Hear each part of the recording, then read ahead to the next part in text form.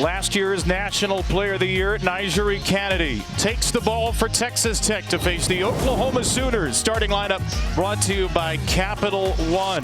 Sid Sanders had a multi-home run game at the World Series yesterday. 2 of now 5 career home runs at the Women's College World Series, and she gets bumped up to the 5 spot as a reward for Patty Gasso's Sooners. The number 2 seed in the country, 52-8, against 12-seeded Texas Tech. Let's play ball with a strike from Nigeri Kennedy to Cassidy Pickering. It is a 6:06 first pitch on a 90-degree night that feels like 97, and facing Nigeri Kennedy might feel like 197 for Oklahoma. The first team All-American Pickering quickly in the hole against the first team All-American Kennedy. The 6th best scoring offense in the country against the nation's best pitching staff. 1-2. Early signs, Amanda, for how Oklahoma will attack Kennedy. What do you look for? If they're taking that pitch that's up in the zone like Pickering just did with 2 strikes, and then she'll come in with the changeup, and that's going to be the absolute biggest difference maker for Oklahoma to face her. They're going to be used to the rise, but it's the changeup that she has been throwing effectively to get these hitters out in front. They're worried about 74 up and in on their hands, and then she brings the changeup that she is just oozing with confidence throwing all throughout this tournament. Against UCLA, she didn't really throw much out of the zone for the strikeout. A ton of confidence to throw these pitches through the zone and get the strikeout. That is a big reason with how she has grown since her freshman year when she was here. Facing Ella Parker, another All-American. Another off-speed pitch, and Parker's in an 0-2 hole. These Sooners have almost no experience against Nigeri Kennedy. The team that beat her 2 years ago at the World Series has been almost completely turned over. Parker getting her first crack.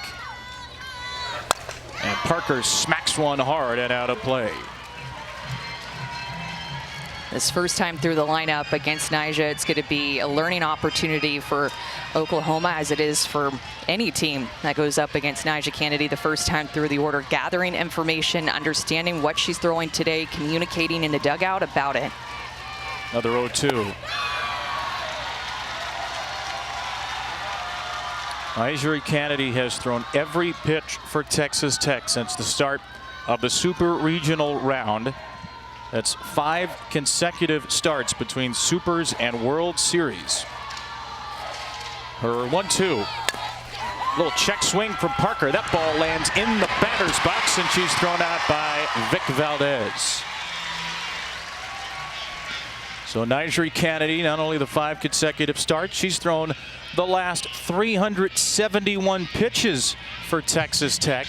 If you go back to her time at the World Series with Stanford, she's thrown the last 680 pitches for her teams at the World Series, as she buries a first pitch strike by Gabby Garcia.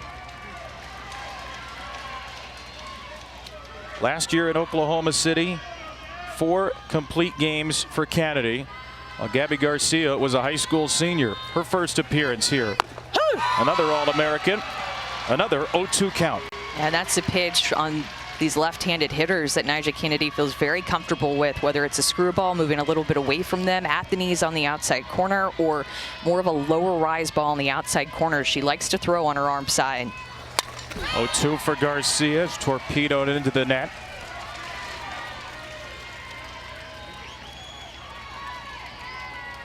Nigeri Kennedy's 11th game, 9th start all-time at the World Series. An ERA coming in 1.05.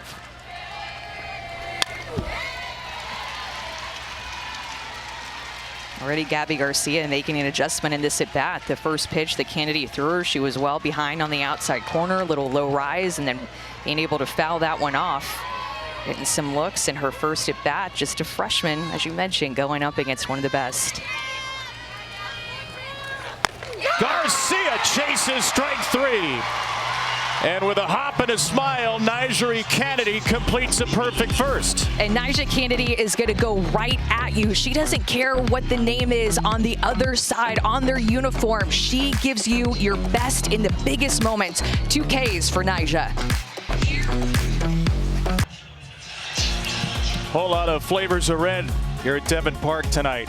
Packed house for Oklahoma and Texas Tech in the Red Raider starting lineup, brought to you by Capital One. Haley Toney was moved from the 9 spot back to the 2 spot here at the World Series, and she rewarded Jerry Glasgow's faith. The game-winning home run in the 6th inning Saturday in a win over UCLA. That Texas Tech 9, led by the junior Davis and the freshman Toney, only 2 seniors in the bunch, will take on a senior. Sam Landry, who pitched for Jerry Glasgow at Louisiana and now is going to try to knock her old coach's team out with a couple of wins. And she has a really different look than what she looked like when she was pitching for him at Louisiana, because she's going to her drop ball more, but she has a rise ball that she'll move up in the zone, a curve ball she can bring into lefties, and a changeup. That is her absolute favorite pitch. 8 of her 10 strikeouts in the World Series have come on her changeup. She can throw that pitch in any count, and these were all of her strikeouts against Oregon, all of them with that nasty changeup that she'll throw 25% of the time, and has a 36% whiff rate on that pitch. A lot of swings and misses, and she loves it with 2 strikes. She'll start the game against one of her former teammates, Maya Davis. It's Cajun on Cajun between Oklahoma and Texas Tech in the World Series semis, and Davis fouls away the first pitch. The all Big 12 performer, Maya Davis, 85 hit, 26 steal season, looking to get on for the first time at the World Series. And she'll slap another one out of play. I think Maya Davis is going to be a key cog to get going if Texas Tech wants to make a run today, and then if they win today into that Champ Series on for their first national championship. She has been quiet. She was not in the Super Regional. Well, there is Jerry Glasgow, and what an unusual situation this is for him. Took over the Texas Tech program after a wonderful 7-year stint at Louisiana, where he coached Sam Landry for 3 years, and now has to watch her from the third base box as his old pitcher gets the better of his old and current hitter. Strike 3 to Davis with that changeup. And as Sam Landry goes at these hitters, you'll notice this changeup can be in multiple different spots throughout the zone. This one kind of dives down right over the heart of the plate, but she gets Maya Davis well out in front of that pitch. She likes to move that changeup all throughout the zone. She has great command of it. Aaron Peterson is the plate umpire tonight. Calls strike 1 on the red-hot Haley Toney, the pride of Magnolia, Texas, who's had a wonderful postseason. 10 for 22, 3 homers in the tournament. Toney flinches and takes another changeup. And that's 3 changeups in a row that Landry has thrown, now 2 to Toney to get ahead 0-2.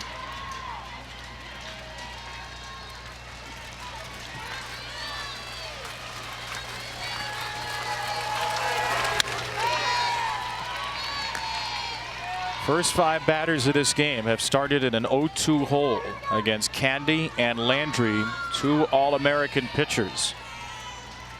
Landry throwing after 65 pitches, 4 1/3 innings yesterday. What kind of gas will Sam Landry have in the tank? She also threw 106 on Saturday. So pitching for a 3rd consecutive day for Patty Gasso's Sooners.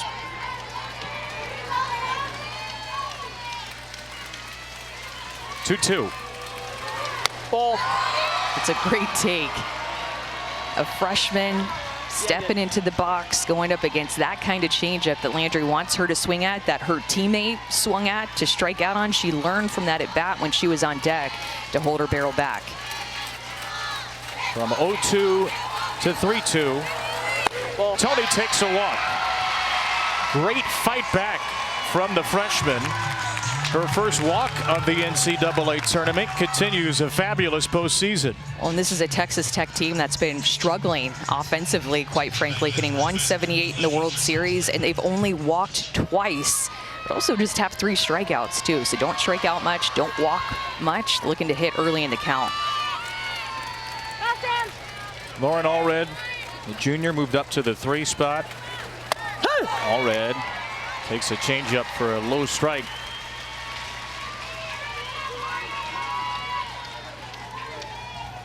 Another Texan and another Louisiana transfer, the redshirt sophomore, who missed most of last year with a torn oblique for the Raging Cajuns and then joined Jerry Glasgow in Lubbock. Ball.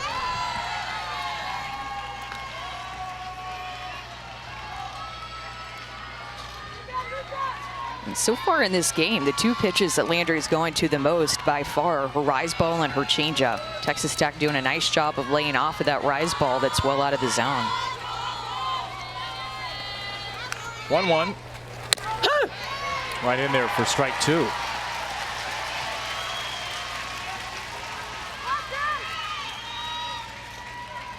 Another meeting of former teammates here. Davis, Allred, Langoliers, Valdez, the 1-3, 5-8 and hitters all played with Sam Landry.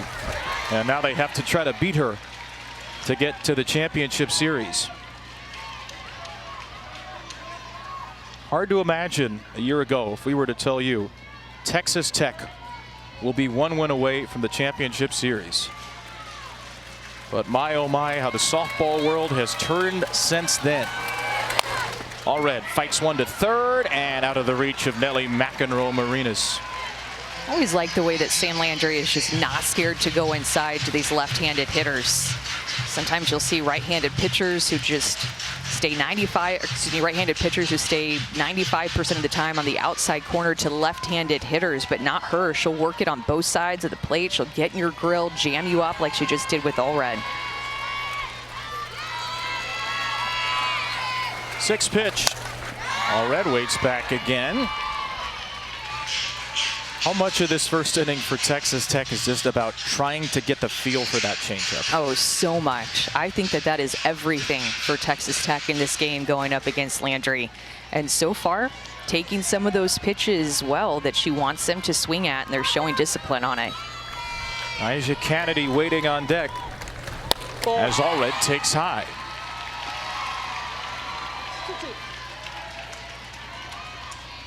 Texas Tech is only 1 for 18 in 2 strike counts here at the World Series, though Tony had their first full count walk. Allred trying to fight her way through a 2 strike count. And she'll take ball 3 to run the count full. Just think about the amount of pressure on Sam Landry in this game. Wearing an Oklahoma uniform, the expectation of winning a national championship from fans, going up against your former head coach and a lot of your old teammates on the biggest stage. Tony was on the run on that 3-2, and Allred is applying more and more pressure by the moment. It's definitely the warmest day today too since we've been here. 90 degrees, feels like 97. And we're still a little ways away from the sun going down. We're old enough to remember when people were wearing blankets on Thursday. It was 64 at first pitch. 10th pitch coming. Allred puts it finally in play. And she flies out to Pickering in left.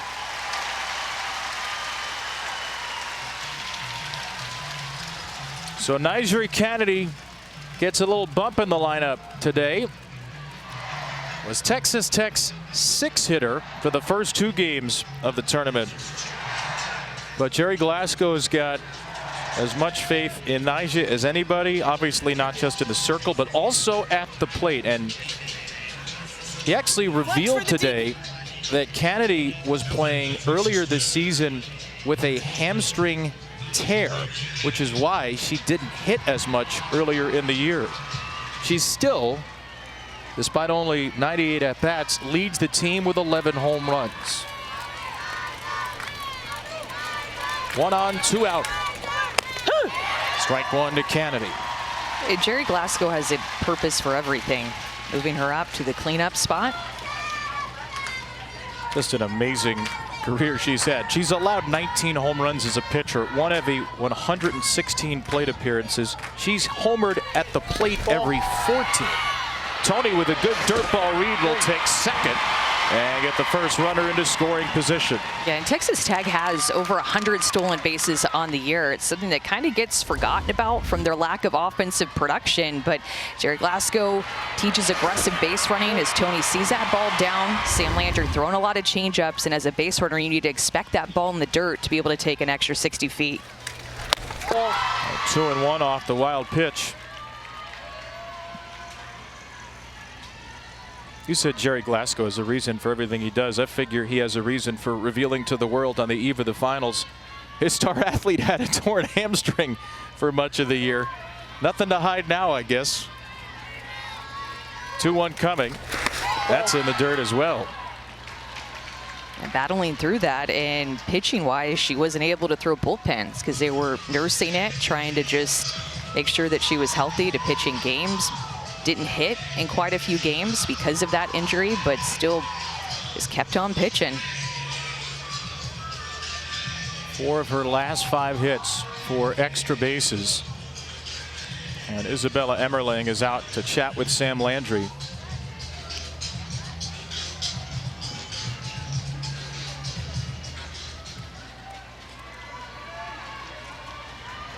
The home run leader, the slugging percentage leader on this Texas Tech team, is sitting pretty on 3-1. And Kennedy unloads to foul one away. A violent swinger. Texas Tech only has 1 2-strike hit now in 20 trips to the plate. The one was the Tony homer. And Tony is at second for a 3-2. And Sam Landry having to go with her harder stuff here because of the way that Kennedy took the changeup early in the count. So she has a decision here with a full count. Is she going to go back to the changeup? Although Kennedy a little bit late on these pitches, I would stay with firmer stuff. She went off speed. That's a little risky to me with Kennedy being behind 70 to go to the changeup, but that tells you how much confidence Sam Landry has in that pitch. She's going to keep throwing it. Last minute decision as she picked that up. She got that so deep as that pitch was already behind the plate whenever she made contact with it. And to slow her swing down as soon as she recognized that it was going to be a changeup to keep her AB alive. That is the ultimate shoot pull from Nyjah Kennedy. We just had a few words with Jerry Glasgow, taking the timeout, coming down from third. 10 pitches to Allred. This will be the 8th to Kennedy. The marathon first. Nyjah hits a ground ball to short. It backs up Gabby Garcia, whose throw is perfectly bounced to Sid Sanders. Nyjah grounds out to end the first. She'll take the circle for the top of the second. Red Raiders need 1 win to make it to the Champ Series. There's no better primetime show than Nyjah at night. Boy, can she pitch on this stage.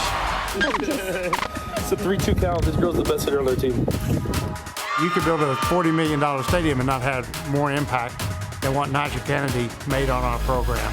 It's been amazing, just being able to inspire the next generation of athletes.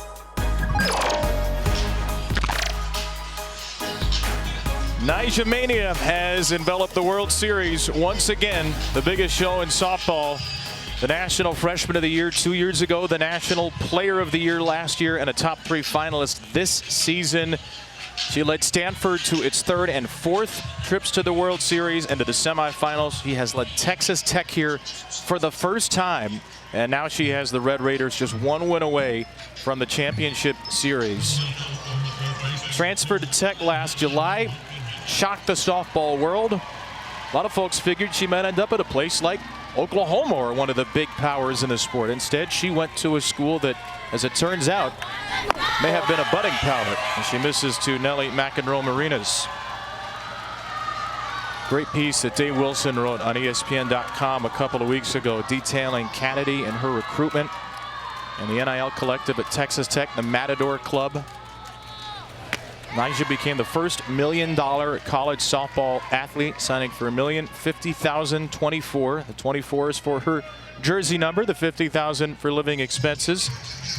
Texas Tech has doubled this season its average wins per year the first 32 years. And it's not all Nyjah. It's Derry Glasgow. It's the transfers he brought over from Louisiana. It's great freshmen. It's Alana Johnson from Washington. But obviously, Amanda, she is the biggest star on this stage. Well, and knowing how dominant that she was as a pitcher, nevertheless getting to see what she's been able to do offensively with leading their team in home runs, which again was another huge reason that she wanted to come to Texas Tech, because she wanted to be able to hit for herself. And Jerry Glasgow, while recruiting Nyjah to be able to come here, made that a huge part of his presentation and pitch. And he also knew that it was important to be able, as he put it, to look Nyjah in the eye and say, this roster can take us to the World Series with you in the circle. Knew it wasn't just going to be about her, but working the transfer portal to bring in his other players from Louisiana. Old jam shot caught at second. Alexa Langeliers for the first out. Because he had said, I didn't want Nyjah to come to Texas Tech if I didn't believe that she could go to the World Series with the team that we had. And so he built a team around her, and while she is a large part of it, I mean, this is a true team that you win games together with, but Nyjah Kennedy is dominant and shuts hitters down, and that's a large reason too. Inside to Sydney Sanders here. Big matchup here, power on power with Sid Sanders, who hit 2 last night. She does not get cheated on any swing, including the 2 yesterday against Oregon. Yeah, she really worked the count too. She is patient, she is disciplined. Both of her home runs yesterday came on a full count. One on a changeup and then one on a low rise ball where she just threw her barrel on it, was able to keep it fair. That pitch was about a ball and a half inside. Such a great piece of hitting by Sid Sanders on 2 different pitches in a full count. 5 home runs, now tied for 5th most all-time at the World Series, with a couple of players, including former Oklahoma great Shane Knighton.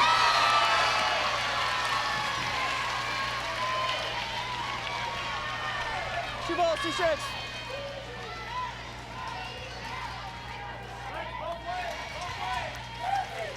A 2-2 from Kennedy.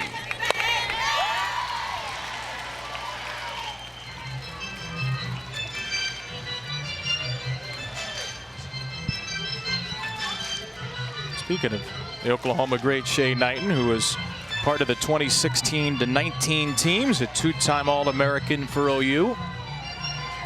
One of many national champions to wear the Sooner colors and the Sooner uniform. And a few of them are ready to roar tonight in the OU cheering section. 3 and 2.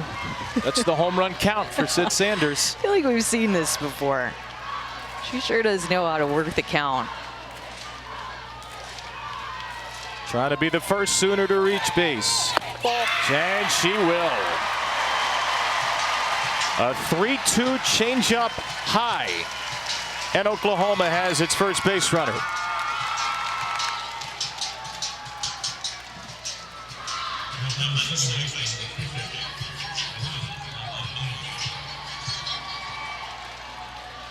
Ilana Agbayani, the transfer from BYU, bats 6th tonight. Another very patient hitter.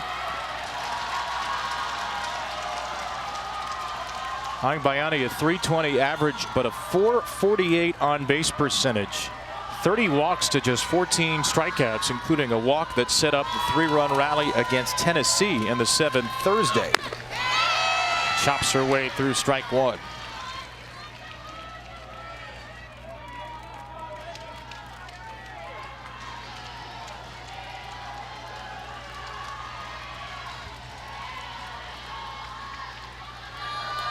Falling off of her screwball a couple of times, trying to work that outside corner where Nyjah Kennedy will throw her rise ball on multiple different levels, but she'll also work her screwball that will move away from these left-handed hitters trying to paint the corner. It's just seemingly fallen out of her hand a couple of times, not getting good spin and location on that pitch quite yet. Maybe a little bit sweaty out there. Maybe it just isn't feeling right now. Well, Nyjah Kennedy, because of all the strikeouts, can throw a lot of pitches. Much more efficient in the tournament, but on the whole, she throws a lot. And Oklahoma takes a lot. 5 pitches here, and Kennedy ends it with a changeup and a strikeout. It's a pitch that you have to be aware of with 2 strikes. She pops it out of her hand. Agbayani way out in front of that changeup, and Kennedy throws that pitch through the zone. That pitch from her freshman year has just gotten better and better.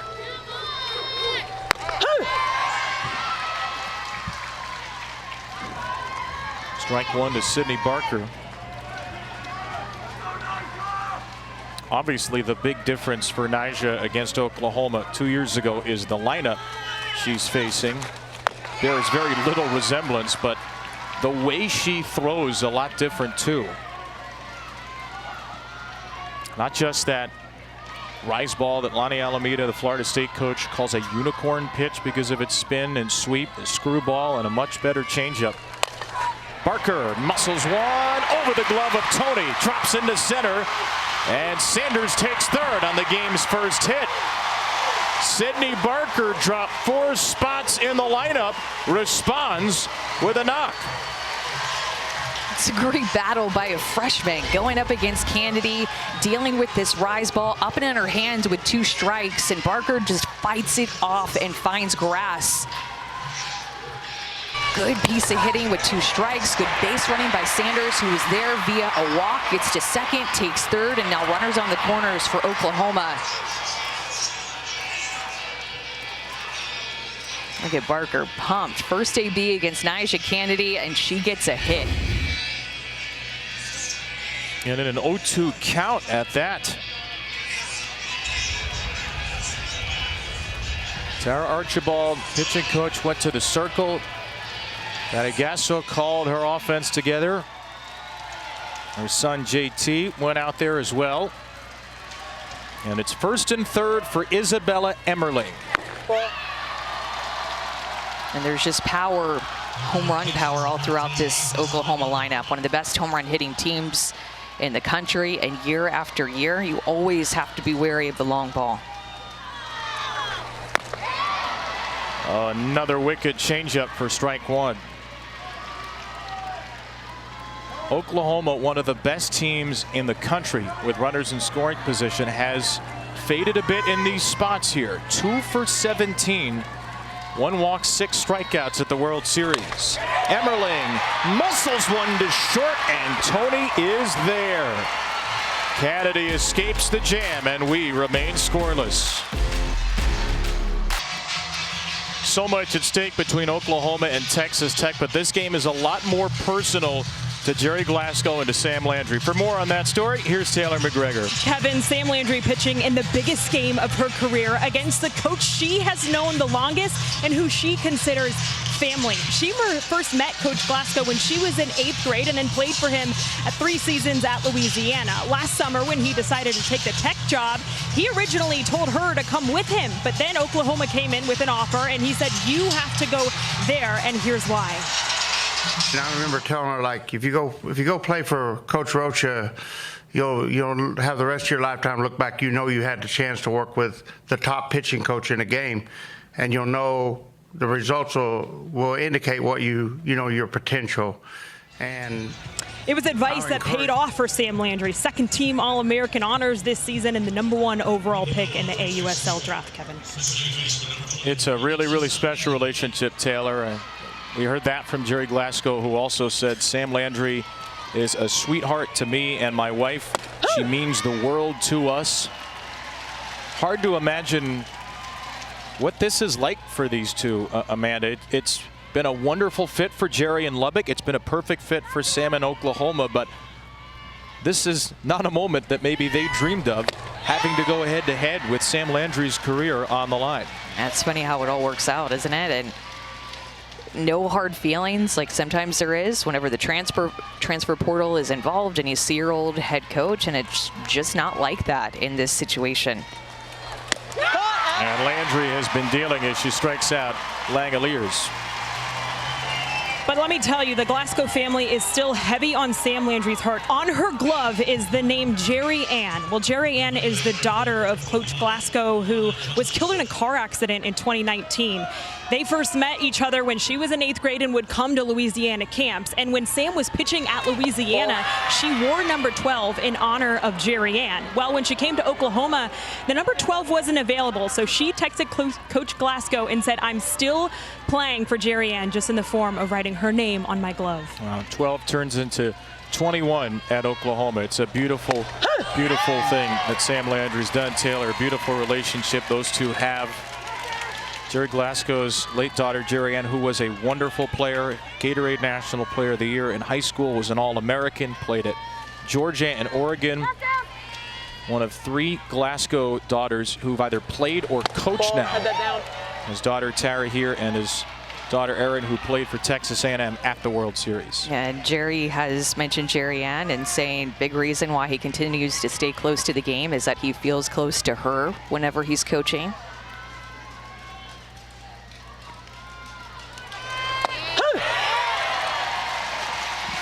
And at his heart, I mean, he's the head coach at Texas Tech, but at his heart, he's a softball dad. That's why he started to get involved in the sport, and he just has coached at every single level now and fighting for a spot in the National Championship Series. 3-2 for his right fielder, Alana Johnson. After a strikeout for Alexa Langeliers, Sam Landry and Oklahoma needing to beat Texas Tech twice to make it to the championship series. Here's a 3-2.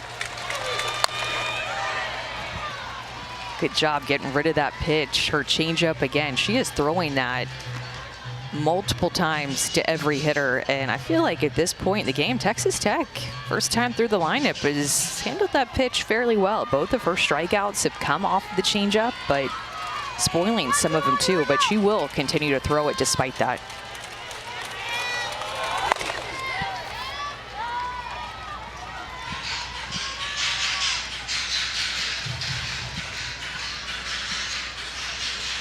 Landry yesterday threw just 65 pitches in 4 1/3 innings. She was incredibly efficient in a relief win against Oregon. Texas Tech is wearing her out here. Pitch number 39 is smoked foul.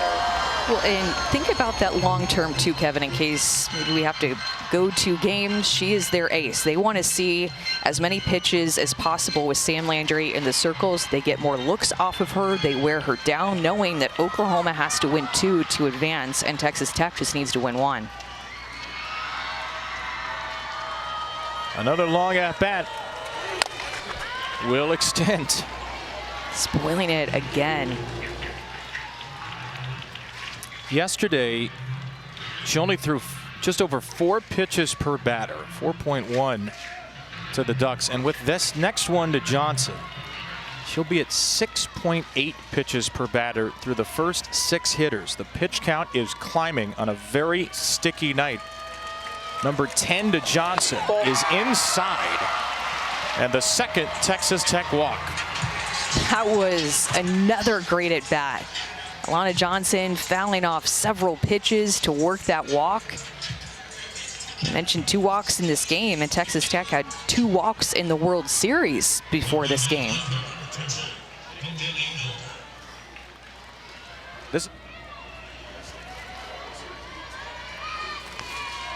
So 1 on 1 out for Demi Elder. Elder rips the first pitch into the right field corner. There goes Johnson. She'll be waved around from third. Elder on her way there. It's an RBI triple. After all that patience, Demi Elder's ambush puts the Red Raiders on the board. We talked about Texas Tech hunting early in the count, looking to drive something early in the count, and she doesn't want to deal with the changeup, so she handles the curveball, looks for something 68, 69, up in the zone, and she gets it.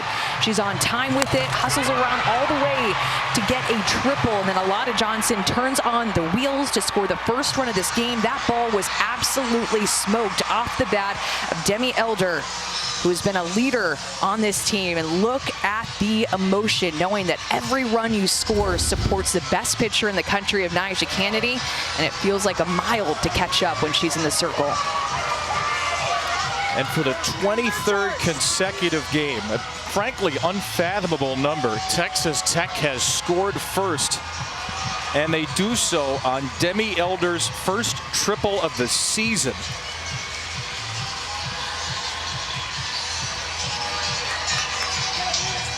That's a run for Nyjah Kennedy.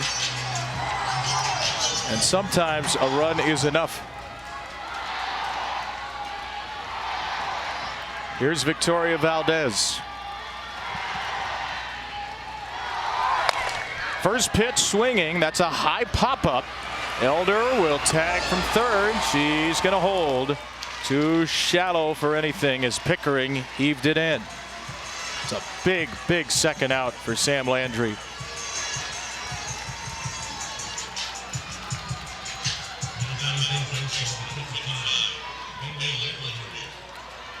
Now the freshman Bailey Lindemuth.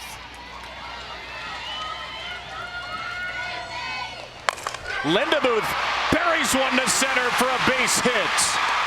3 straight batters put the first pitch in play, and it's a 2-run second for Texas Tech.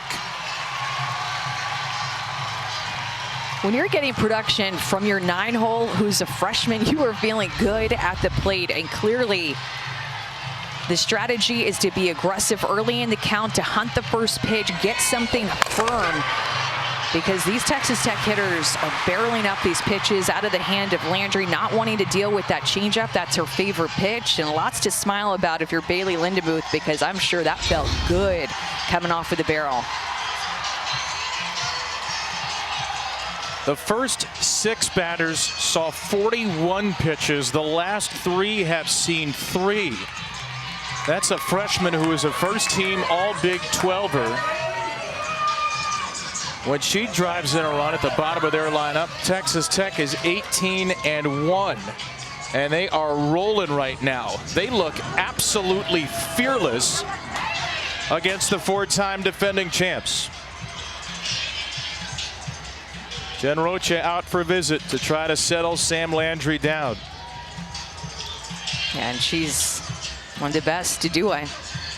Jen Rocha is so calm. I remember Jerry Glasgow was talking to Sam Landry about working with Jen Rocha because she's just one of the best. And in a situation where the inning, I should say, is starting to feel out of control, she's the one that you want to hear from. She is always so calm and knows exactly what to say to these pitchers. Texas Tech's going to pinch hit for the leadoff hitter, Davis, with the freshman Anya German. Davis 0 for the World Series, 0 for 7. And here's German, who swings at the first pitch he sees in the whole NCAA tournament. This is something that Who's Game Jerry Glasgow said he likes to do, is bring pinch hitters in, get them involved, give them opportunities, pinch hit for different types of people, even ones that you're not necessarily expecting, like the leadoff hitter, Maya Davis. It's the last player signed to the roster, originally a Creighton commit. No swing, says Cameron Ellison. Jerry said it after the game Saturday against UCLA. They may only get 1 at-bat, but that at-bat is important mentally to know they had an opportunity to play for their sisters in the dugout. A delayed steal here. Emmerling's throw will not be in time. Lindemuth, after the base hit, ends up with a steal of second. And Texas Tech is just getting to play with their offensive approach right now, just working on all cylinders. Emmerling double clutched and just couldn't get a great grip. It was on the wrong side of the bag. Good jump. It's just her 4th steal of the year in 8 tries, Bailey Lindemuth. Jerry Glasgow will make all these different moves as Emerling caught that changeup and like a little bit of a double pump to the wrong side of the bag. Lindemuth easily stole second. So 2-1 for German. I tell you, I thought it was a delayed steal because of the double pump. Yeah. Her timing was good. Emerling was just caught off guard, and we've seen teams be able to run on Oklahoma here at the World Series. The last 4 years with Kinsey Hansen, you basically never saw that. 2-2. That's in the dirt. Lindemuth's going for third, and she'll get there. This wild ride in the second continues.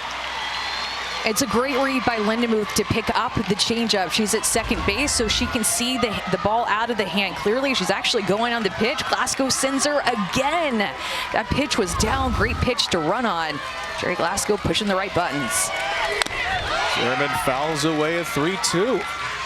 Remember, this is a coach who called a steal of home in a scoreless game against UCLA. He likes to be aggressive, even despite at some points this year getting thrown out. He just keeps the foot on the gas pedal consistently, and his team feeds off of that too. The guy who keeps hitting on 16 and getting fives at the blackjack table right now. Another 3-2 for German. Lindemuth at third. Swing and a miss. That ends the inning. Not often that Oklahoma looks a little shook. They've got plenty of time, but right now it is all Texas Tech. A 2-run second for the Red Raiders. Demi Elder's triple. Bailey Lindemuth single. Have the girls from Lubbock rolling. Some of the sights and sounds here at Oklahoma City where Texas Tech has the lead. And you know Patrick Mahomes is watching. 3 exclamation marks. His tweets are getting more and more concise, but we understand why. What is there to say but exclamation mark, exclamation mark, exclamation mark at this point. Well, and they are on brand with the red too, so that emoji works quite well. That's true. Red Raider Nation fired up right now. They've got a 2-0 lead, trying to eliminate Oklahoma, a team that has won 4 consecutive national championships, the highest remaining seed after 1 seed Texas A&M went down to Liberty in regionals. OU needs to win here to force a game 2. Tech needs just 1 as Nyjah Kennedy, working with a 2-0 lead, pitches to the 9-hitter Abby Dayton.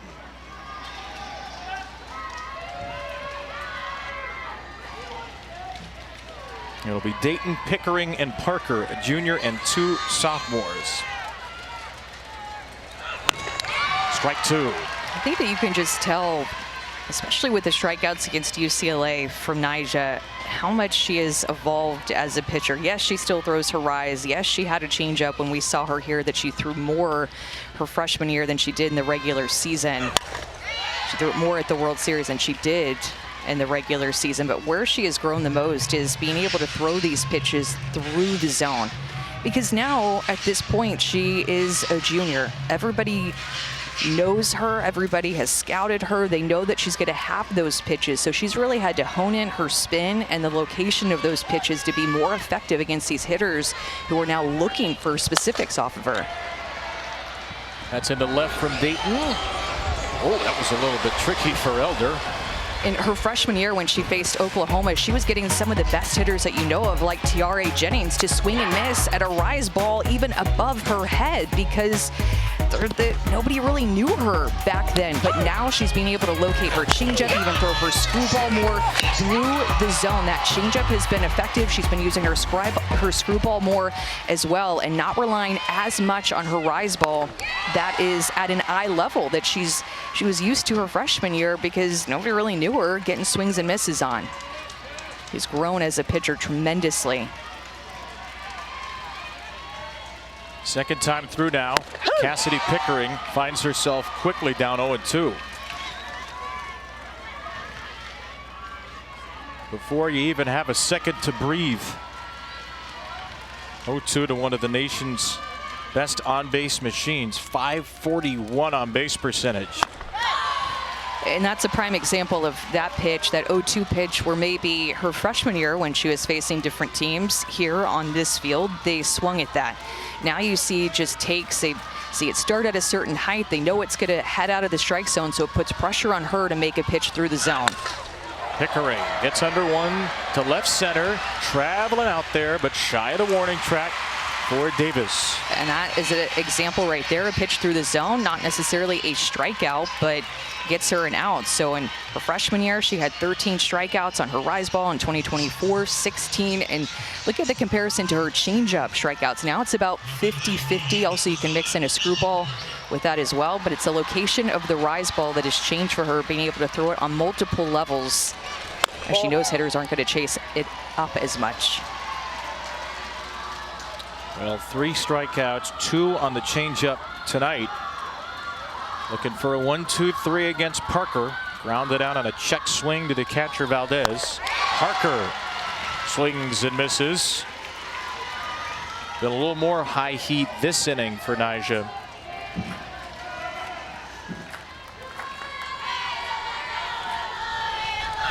Yes, on the swing. There's a swing called by Aaron Peterson on another rise ball.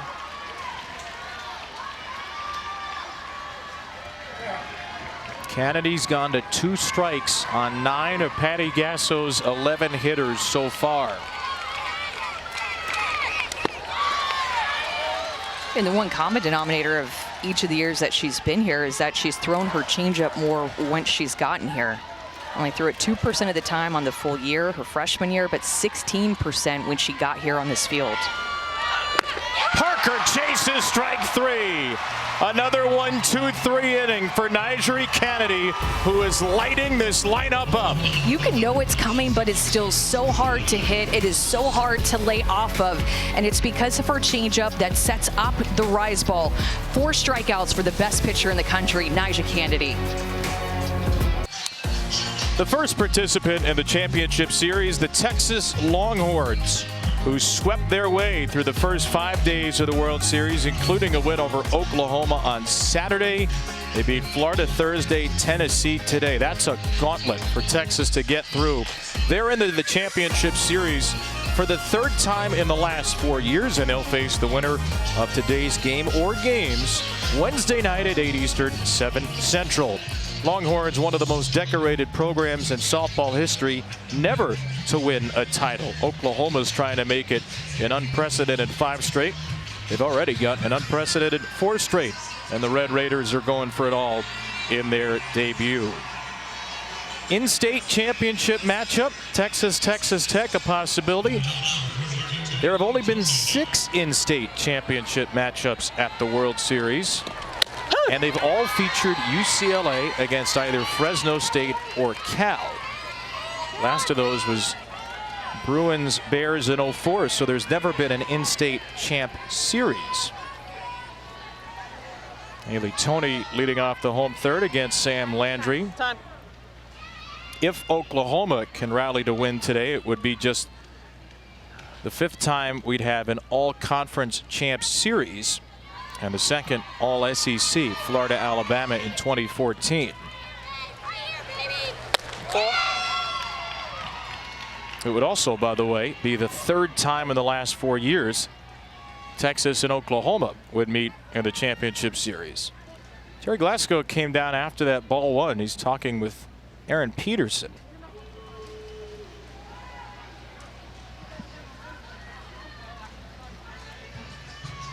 I don't think Jerry's trying to get a warning today like he did on Saturday. Which, by the way, he basically admitted after the game. He was fired up in the 2nd inning at the strike zone for Nyjah Kennedy. Steve Gould was the plate umpire, and after the game, Jerry said he's a tremendous umpire and he's here for a reason. He's a tremendous umpire. But I thought it was important for my team to know I'm going to fight for you here.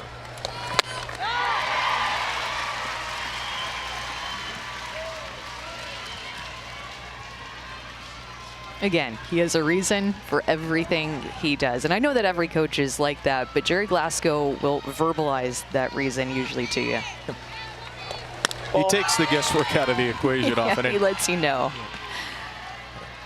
Patty Gasso was talking about him. She said, I've watched his career move around some, but he's an amazing coach. And some of the stuff he pulls out of his hat is pretty epic. Said he's somebody who does it the right way. Slow ground ball to Sanders for the first out. This could be a big rebound inning for Sam Landry. Try to grab some momentum in the circle. Texas Tech has really made her work the first 2 innings. On 50 pitches through those 2 innings. If she could get a 3 up, 3 down against the heart of the order, that is grabbing some big momentum for the rest of her team to carry into their bats. Working on Lauren Allred. Ball inside. Allred had a tone-setting plate appearance in the first inning. Flight output on 10 pitches.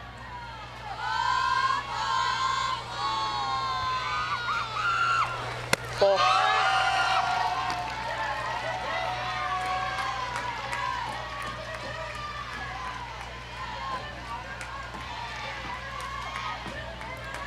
Transfer from Louisiana against the transfer from Louisiana. Ball. You can see how much that Sam Landry will go to that changeup. And I asked her earlier in the year if she's always had a great changeup. And she said, yes, I've always just thrown one changeup, a flip change. People have tried to get me to change it and change her grip, throw a horseshoe, a knuckle, a circle change, all these different types. But it's her flip change that is her favorite pitch. She has the most confidence in that pitch, so much trust in it. And she really feels like in order to hit that pitch, you have to be sitting on it or else she's going to have success with it. And throwing her drop ball more this year than what she did at Louisiana. Ball. And that one's in the dirt. Landry's walked a batter in every inning. And that puts a base runner aboard for Nigeri Kennedy.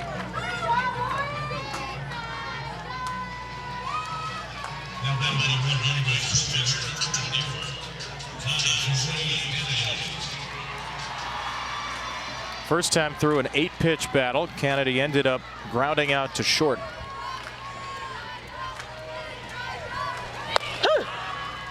What stood out the first meeting between Kennedy and Landry here? I think the way that she took that changeup that was down in the dirt seemed like she had good recognition of that pitch and was looking for something harder.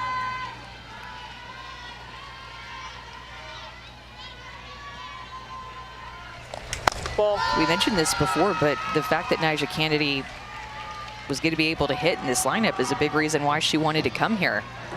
And she said on her visit, it was mostly talking about hitting with Jerry, like 90 minutes talking about hitting and then 30 minutes just talking about pitching with Jerry's daughter, the pitching coach on the Texas Tech staff, Tara Archibald. Off the end of her bat. That's into shallow center. Bayani gets there. And nearly had Allred in the winning standing to first. Out number 2 in the third. That's a good adjustment by Landry not to throw that pitch, the changeup, in the dirt like we were talking about. She threw that pitch through the zone and ended up getting ahead of Kennedy and also off the end of her bat for an easy pop-up.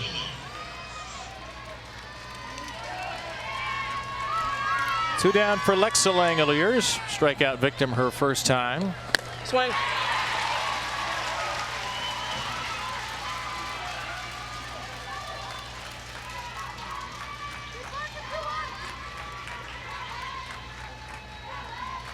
Senior had an all Big 12 year.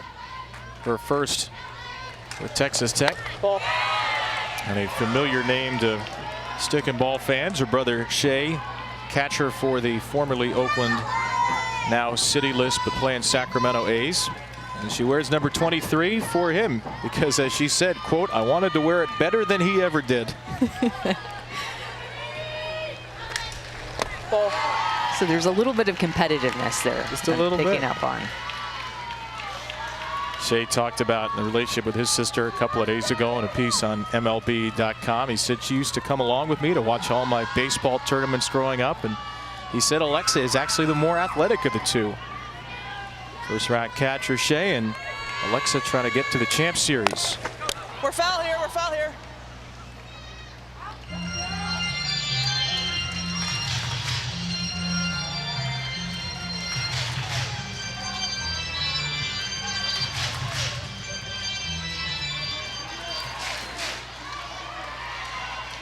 Next pitch will be the 69th of the game. Not yet done with the third inning. Ball. It's in the dirt.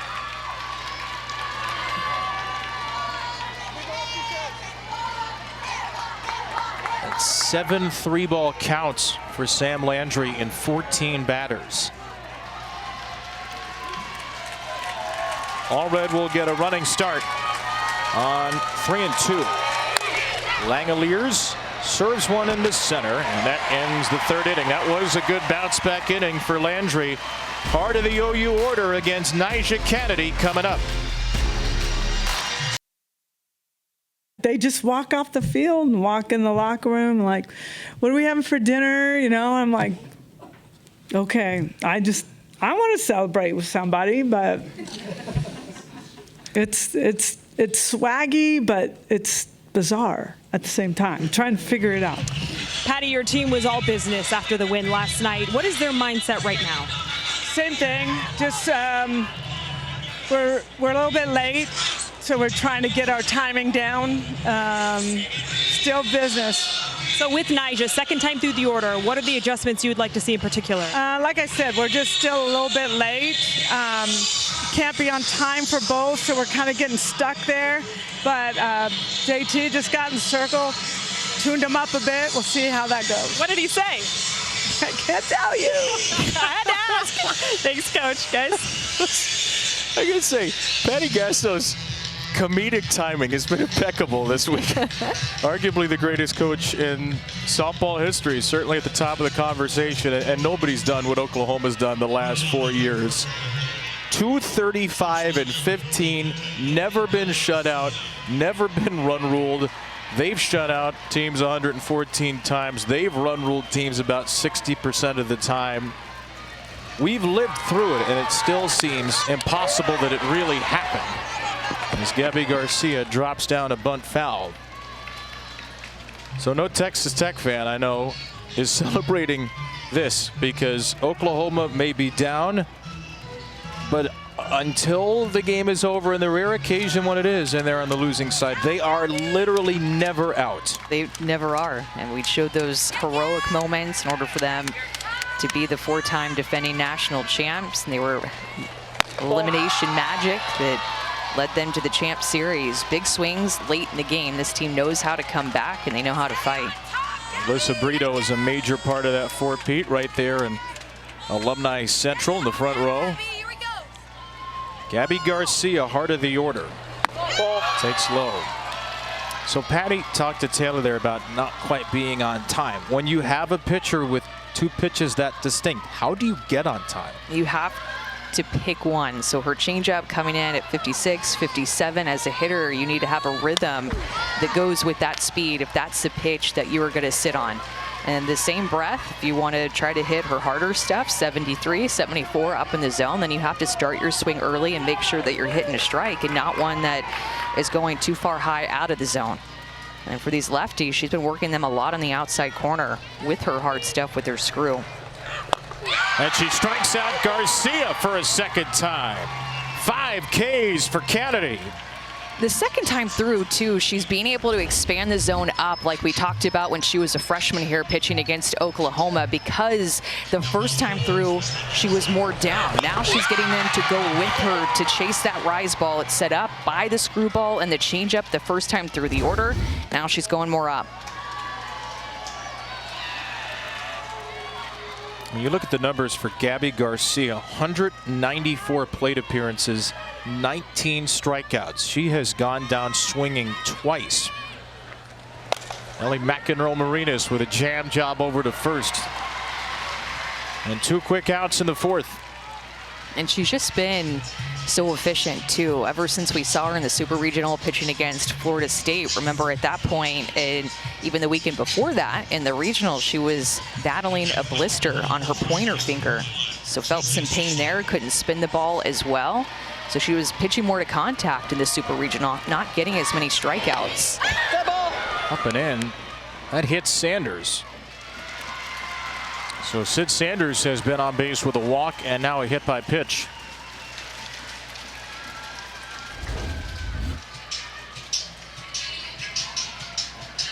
Oh, like it hit the knob of her bat, huh? I think it did.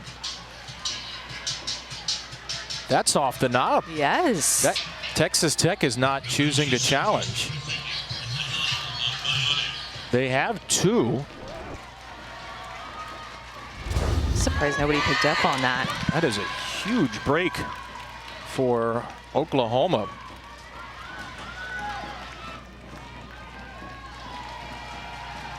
Great looks from our crew with all the incredible camera angles we have. You could see that ball clearly off the knob. And now Alana Agbayani fouls one away.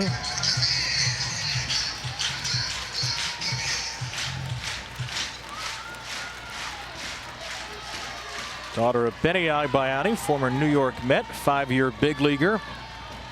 She's had a wonderful year, winning a Gold Glove and play at second base.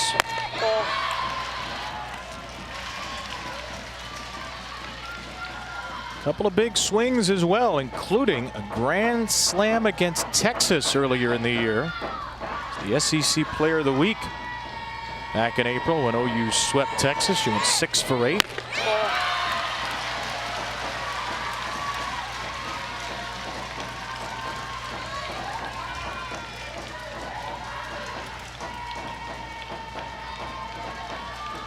Agbayani, the tying run on a 2-2. She grounds the ball over to Allred. Gonna have to hurry, and she dives into the corner of the bag. Great play at first by Lauren Allred. And she knows too that Agbayani has speed down the line, but the dive is what saves it. Great effort by Allred, gets a rollover off the changeup. She bobbles it, but stays with it, and the dive, that's passion.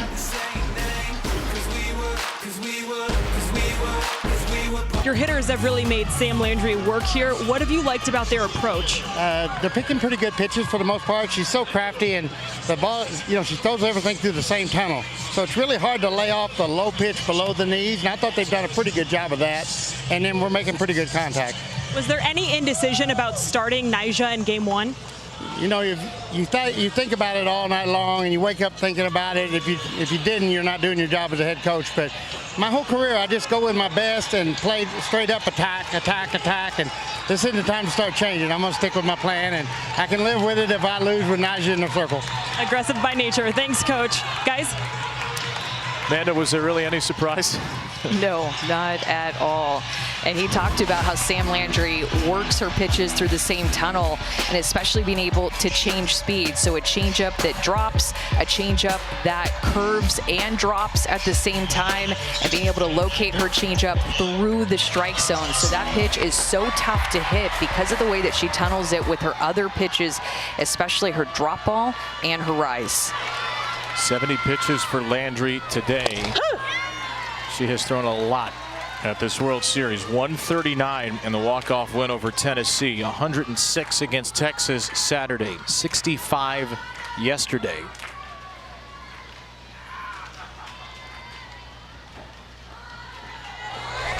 Well, that's pitch number 382 for Sam Landry since Thursday. Remember, if they win Oklahoma, they've got to play one more. Going to find out how much gas Sam Landry has in the tank here. She's taken the ball nearly every time in the tournament for OU. Alana Johnson has been all over her. That's fair.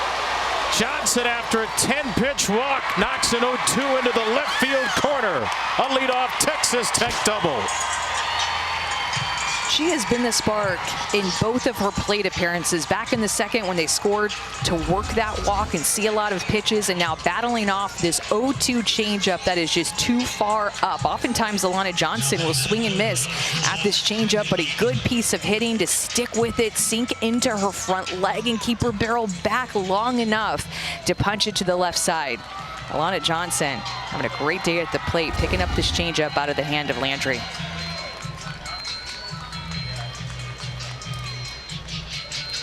It's been a special season for Alana Johnson, transfer from Washington. She's had a huge postseason. Look, it's every one of these kids' dream to be at the World Series, but this is a dream come true for Alana. That is a young Alana Johnson on the left saying, hey, Mom and Dad, you will be watching me play here in a few years, And there she is on the right in Tallahassee, all grown up with the same sign, which is here tonight. Made it here to Oklahoma City. Truly a full circle moment when she had that here at this field, wrote it all up. Oh my gosh, what a cool moment. That's what it's all about. Her mom, Koshia, told me that she's always been headstrong. In fact, in kindergarten, her dad bet her that if you never make a B in class, I will buy you a car when you graduate. She was valedictorian, never made a B. So that car's coming, but just when she goes to mid school, guys. Amazing. That is amazing. Wow. Small town Mississippi kid, went to Washington, made a World Series there a couple of years ago. A lot of Huskies went into the portal after last year. Alana did, and this was the right fit for her. Well, now Logan Holloman pinch hitting for Demi Elder. Another decision that is somewhere between wily and crazy in the Jerry Glasgow scale. Demi Elder had an RBI triple, and Jerry Glasgow immediately pinch hits for her.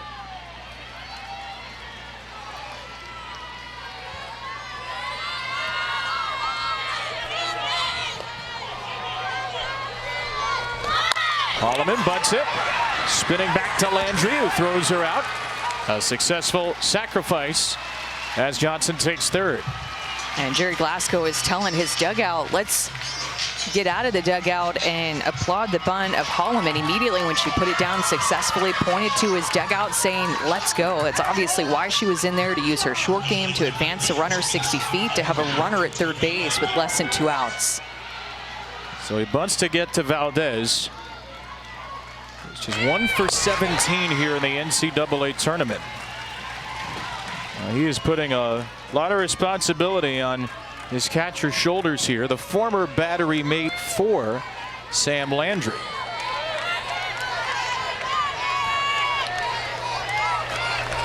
Swing on the swing. And Valdez is quickly in an 0-2 hole.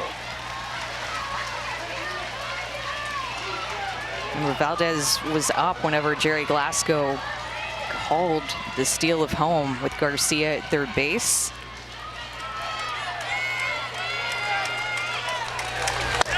And she strikes out on 3 pitches. All 3 going to her changeup, runner at third base. Less than 2 outs. She believes in that changeup so much. Went right at Valdez to get her to chase this pitch down. That continues to be the go-to strikeout pitch for Landry. All 4 of her strikeouts on the change today. Bailey Lindemuth. Ball. What a boost this would be for Oklahoma to get out of this without a run. Lindemuth had a first pitch RBI single in the second.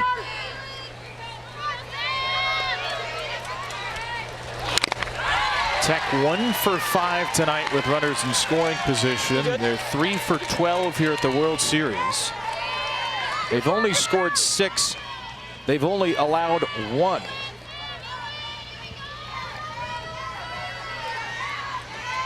The senior to the freshman. Way late on strike 2. And I love that Sam Landry is continuing to go to her changeup, her favorite pitch, even despite Alana Johnson hitting it. She told me it is her easiest pitch to recover from and accept it and move on when it gets hit.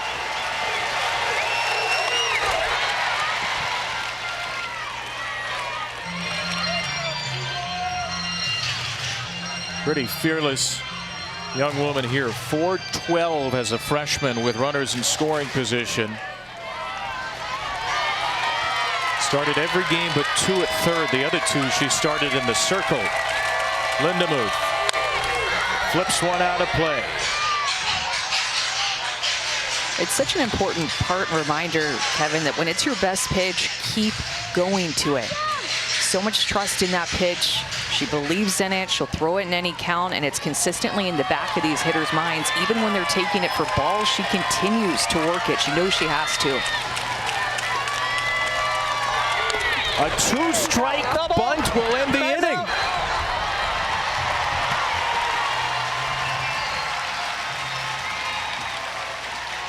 Well, sometimes you bust on 16. Couple of bunts don't work out for Tech. Landry escapes the fourth.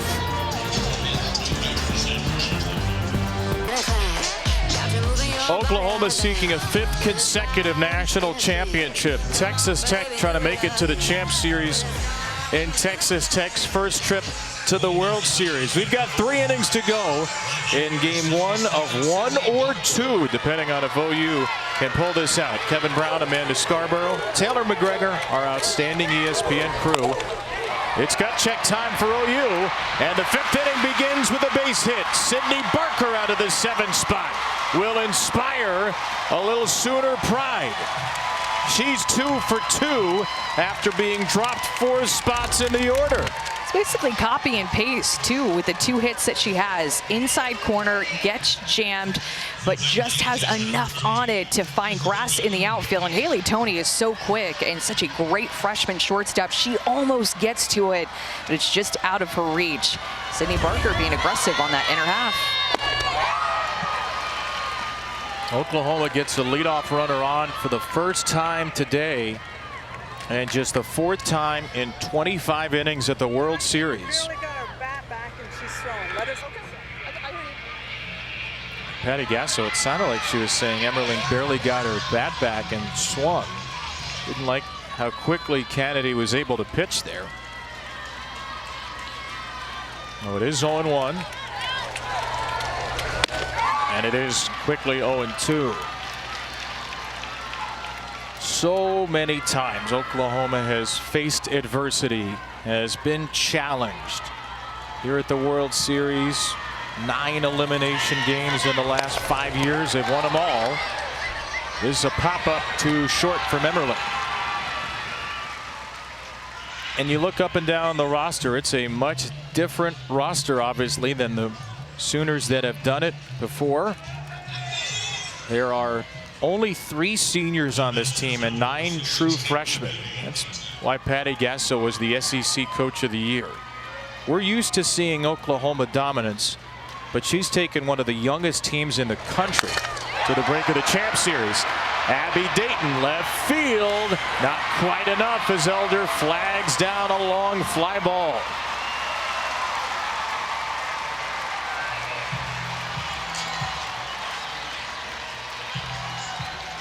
Well, and I think a lot of people at the beginning of the year, because of the senior class that graduated from Oklahoma, doubted that they would even make it to this point. But this team, led by Patty Gasso and her tremendous coaching staff, got to coach this young team. Last couple of years, it had basically been on autopilot because of the success and the veteran and leadership and experience that her team's had. But her coaching staff have really coached up and developed this young team as they just got better all throughout the year. Better and better and better. It feels like cliche to say, as you look at Tiare Jennings, part of those 4 titles, that this may be Patty Gasso's best coaching job, because we could have said that last year and the year before that and the year before that and the year before that. But this is one of the all-timers, her 31st year at Oklahoma. Never would I've ever believed, she said, that we'd be where we were. Never thought they'd be SEC champions with a new staff and a new infield for the most part. Freshman captain leading the way. They've made it to the final 3. Texas Tech's trying to make sure they don't get to the final 2.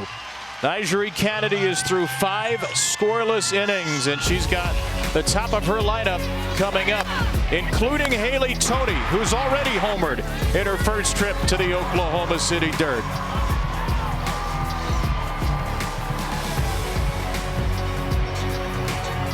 OKC is the place to be with the NBA Finals and the Women's College World Series Finals starting this week. We could have a first-time champion here. We will have a first-time champion in the NBA Finals. The last team to win the title in their first appearance in OKC was Oklahoma back in 2000. That's what Texas Tech is trying to do. If it's Texas Tech, we'll have a first-time national champion. And about 10 minutes down the road, downtown Oklahoma City, the Thunder have never won the title in Oklahoma City. They have won the 79 Sonics as the franchise in Seattle, and the Indiana Pacers have never won the title. So Going to be some first-time winners, at least one somewhere. The Oklahoma softball team right here, the only team out of those 5 NBA and World Series in OKC that has won a national championship, and they need to win 2 today to get back to the Champ Series. Strike 3, Sam Landry gets Maya Davis looking. 3 strikeouts in a row for Sam Landry. It's her first strikeout on something other than her changeup. Like a fastball on the outside corner, maybe a drop she's getting over the top of, but it's just paint on the outside corner going right at Maya Davis. Tech has had trouble getting leadoff hitters on. They're just 2 for 18 in this World Series, getting the leadoff batter on. And now a strike dropped into Haley Toney.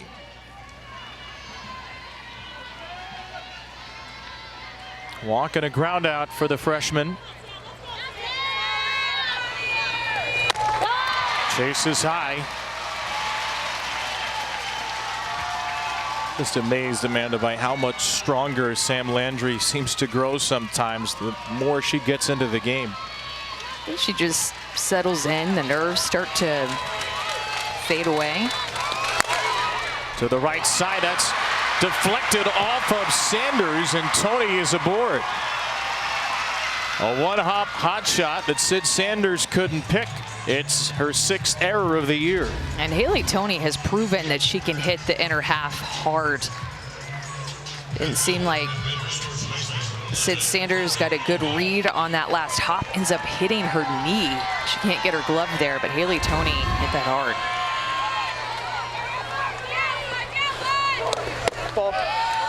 Well, typically Tech makes you pay for mistakes. They won Game 2 of the Super Regional at Florida State and Game 1 of the World Series here without scoring an earned run in either game. Lauren Allred with a fly out and a walk. 2 good battles tonight. Grounds the ball wide of first. And up to this point at the World Series, they've just given up 1 run. That's how good Nyjah Kennedy has been, throwing every pitch for them, and that's how good their defense has been too. And their pitcher and cleanup hitter is waiting. 1-1 to Allred. Out of play.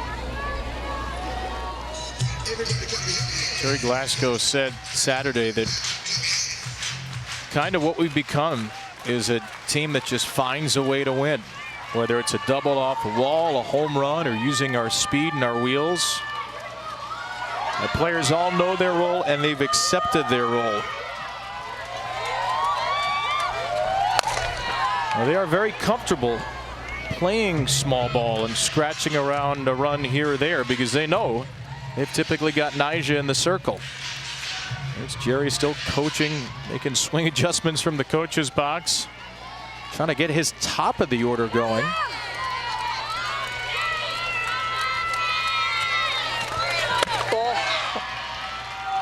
And you always know with Jerry, he's going to be ultra aggressive. We've talked about the steal of home. And when I was talking to Alana Johnson today, she said, we're always in the dugout like, what's up his sleeve today? We know something is coming. It's just a matter of time.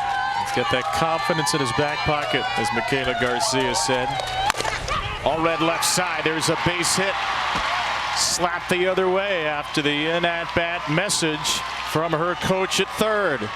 2 on for Tech.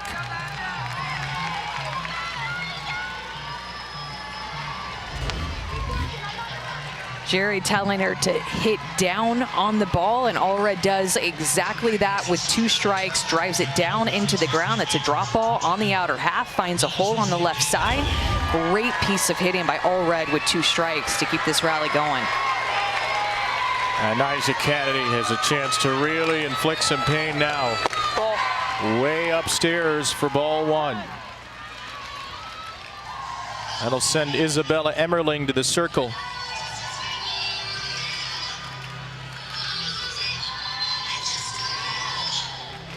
I was talking to Glasgow before the game about why the decision to move Nyjah to the cleanup spot, and he said she's earned it. She's hitting so well right now. And he said usually I would never make that change because it's too much pressure for a hitter. But he said for her, I don't think she's ever felt pressure. It's just the nature of the competitor she is, always even keeled. Well, I'd love to hear that from Jerry Glasgow, because the way he figures out the ways to motivate his players, we found that out throughout the year. It's been pretty special. He has the pulse of his players. I go back to something way back in February. They played Nebraska, and he was asked after the game, why didn't you start Nyjah against Jordy Ball? And he said, number one, I want to teach my team it's not just one great player. And number two, I wanted Nyjah to focus on hitting today because that may be more valuable to us in May. Chases that one for strike two. And Nyjah told us that in the fall she was more of a hitter than a pitcher, and then January came and she was like, okay, I think I should focus a little bit more on pitching now. He's in a big moment here. Landry on a 1-2. Ground ball to short. Oklahoma gets one and two. The Sooners turn their 7th double play of the World Series.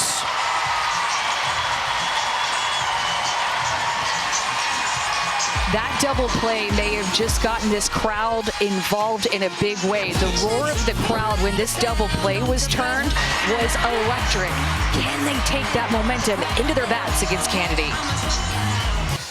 Semifinal Monday rolling along. Texas Tech on top of Oklahoma 2-0. And Courtney, Madison, Danielle with you. And Jerry Glasgow talked to us about before this World Series. His question mark for his team was his offense. What do you think? And in today's game, I think you're seeing the whole lineup contribute in different ways. I think about the top half of the order, how they were really running up that pitch count on Sam Landry. And then it's been the bottom half of the order that's come through with the clutch hits like Demi Elder's triple. Well, and Nyjah, the way she's throwing, I mean, this is year 3 for her here. She's seasoned. She's ready. She wants Patrick Mahomes to come to OKC. I mean, come on, let's go. Hey, full disclosure, Kevin and Amanda, we actually have air conditioning piped in right here, so sorry. Well, you had to suffer through the 20-degree Thursday night, so I guess that's okay. Thanks, Courtney, Maddie, and Danielle out there in right field with a great view of the big bats in this Oklahoma lineup. They're down by 2, and they've got 2, 3, and 4 against Nyjah Kennedy. Ella Parker, who begins the 6th inning with a blistering single to center. Parker's first hit of the game. Oklahoma has the leadoff runner on. Oklahoma's starting to look earlier in the count against Kennedy, and Ella Parker, who struck out on a rise ball and chased it, sees something down and is able to hit it hard right back up the middle of the field. That's what she was looking for. Kind of sounded like she grunted or Nyjah Kennedy grunted. Both of these teams want this so bad late in this game. A leadoff hit for Parker.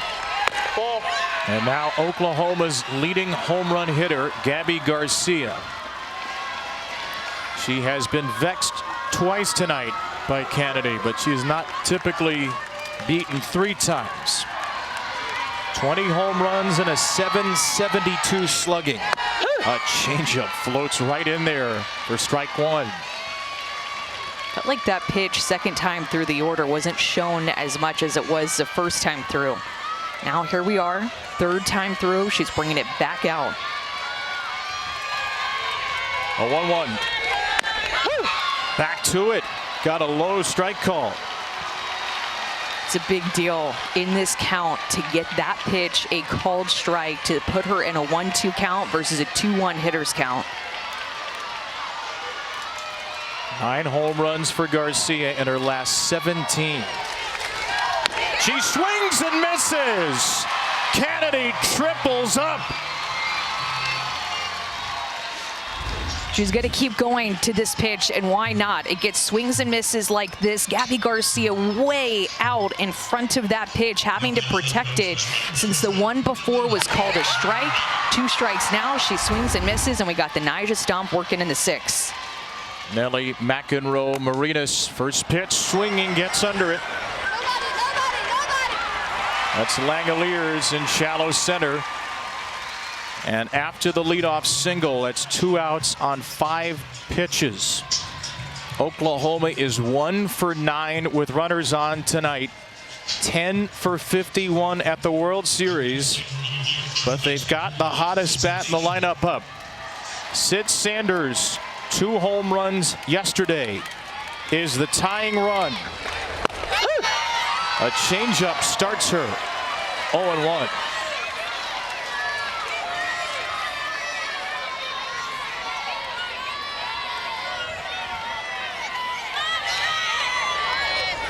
Sanders rips and misses. Up to 72 with the rise. And Nyjah continues to have the advantage.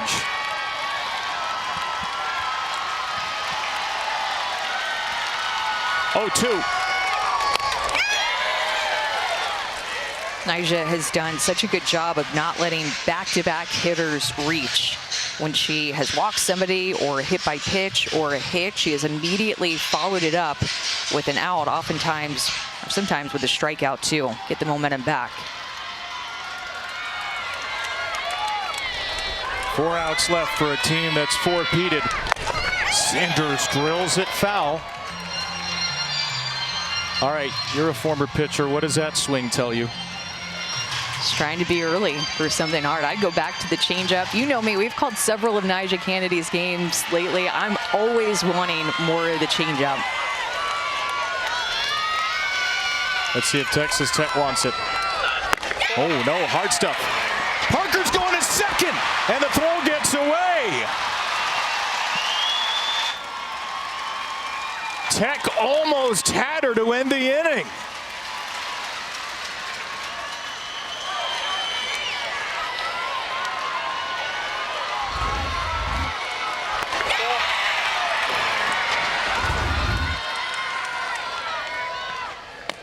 There's a changeup. It's a little low. That's a great take, and it looked like, to be on the steal, by the way, that ball got past second base. It looked like it hit off of the umpire. Helpful bounce for Texas Tech that got the ball to Tony. The tying run, Sid Sanders. 2-2. Changeup throws her. Nyjah Kennedy and Texas Tech are now 3 outs away. This pitch is almost unhittable. Even when you know it's coming, you can say in the back of your mind, look for the changeup, but it still freezes you like that. 2 strikeouts in the 6th for Nyjah.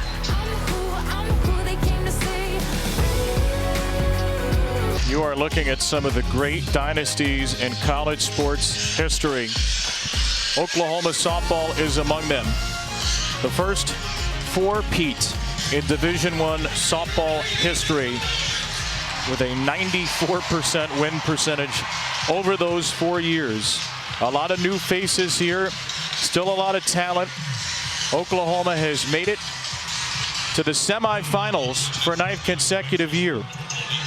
But they are 3 outs away from seeing this 4-peat end at the hands of World Series newcomer Texas Tech. Although very much with World Series experience, as Nyjah Kennedy is 3 outs away from her 3rd consecutive shutout to begin this World Series. 5-6-7 for Tech against Sam Landry, who's also been wonderful. Langeliers, Johnson, and Elder will try to give Nyjah a little extra breathing room. Oklahoma will have its 6, 7, and 8 hitters due up in the 7th. The Texas Tech hitters just did such a great job at the beginning of this game of just wearing Sam Landry down, maybe capitalizing on some nerves, taking pitches, just really making her work. And most importantly, swinging at good pitches, not chasing a lot. Langeliers back to the circle.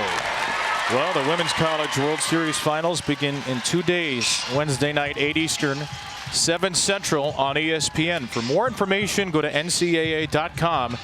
Your home for all 90 NCAA championships. Jerry Glasgow is here as an assistant. First time as a head coach. Patty Gasso knows this place very well. Oklahoma's 18th time at the World Series. They're 55-25. They've made it 9 straight years. Ball. 9 consecutive wins when facing elimination in the World Series. The last time they didn't win the title, 2019, they lost in the Champ Series to UCLA. A little squib ground ball from Johnson to Garcia is out number 2.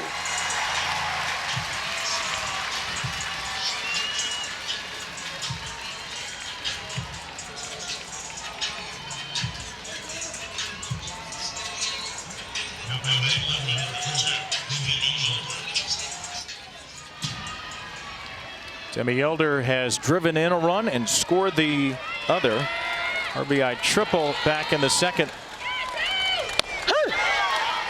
The mindset that Coach Gasso talked to this team about in order to try to get them to not feel as much pressure to do what had happened the past 4 years is to treat this year as 1 year, and this team with these new faces trying to win their first national championship, not the 5th in a row. Ground ball to short will not end the inning. The throw pulled Sanders off the bag, and Elder reaches with 2 outs.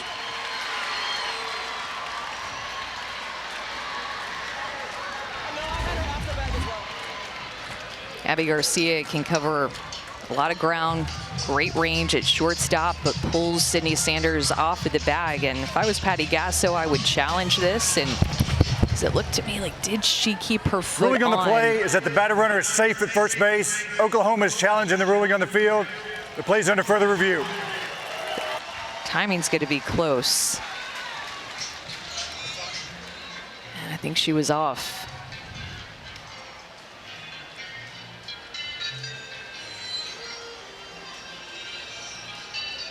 And there has to be indisputable video evidence to overturn the call of safe. Yeah, it's pretty clear that when the ball is in her glove, she's off the back.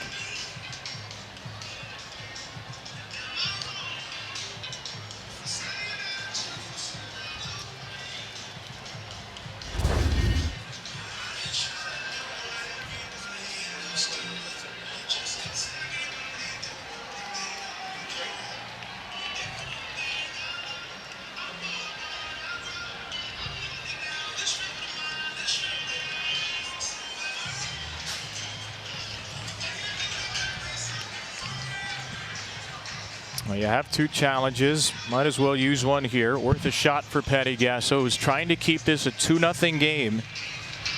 It's been an uncharacteristically low-scoring World Series for Oklahoma. 4 runs in 2 games, 2 in the other. Nation's 6th highest scoring offense. It's odd to see them down at 6. We're used to seeing them at the top of the country, but again, 6th with this young of a team. It's pretty special. Patty Gasso, JT Gasso, Jen Rocha, and his coaching staff have done a magnificent job yet again. They always seem to find that magic moment late. These last 5 years, they've found countless more than any other team. They've got 1 chance left to do so on the top of the 7th. After further review, the play at first base is upheld. The runner is safe. It's Oklahoma's first challenge of the game. But we're not going to get there yet. It's an E6, just the 4th error of the year against Garcia, and extends the inning for a pinch hitter, Reagan Jennings, who will bat for Vic Valdez.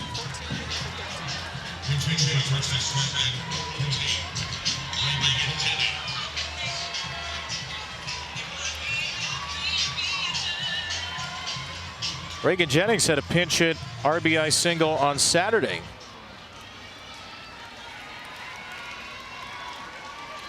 Batted for Elder in that one, and a 2-out hit to score the 3rd run against UCLA in a 3-1 win.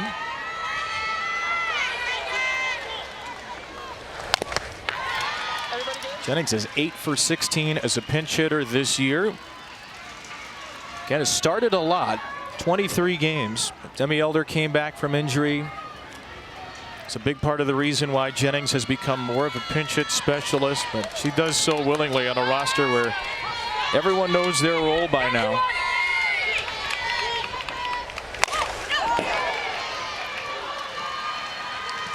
trying to find any way that they can to move that runner around. I mean, 2 runs feels like a good lead for Nyjah Kennedy, but when you're facing Oklahoma on this field late in the game, you would love to push her on another run if possible. Jennings to Landry.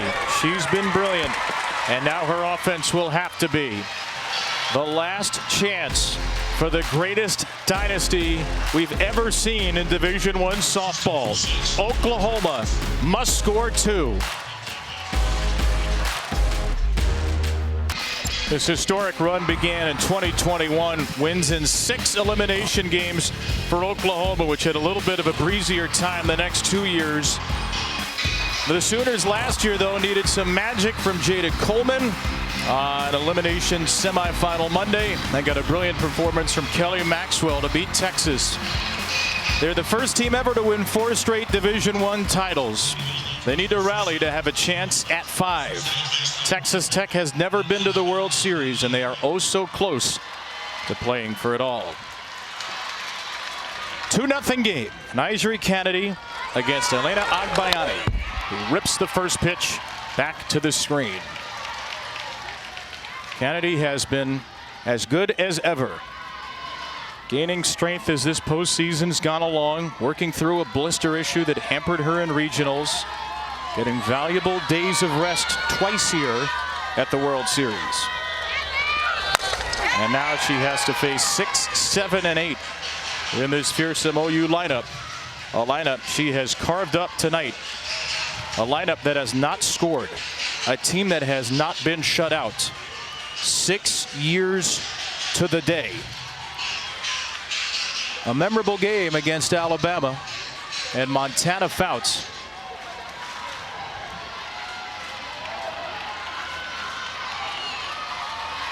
Oh, 2.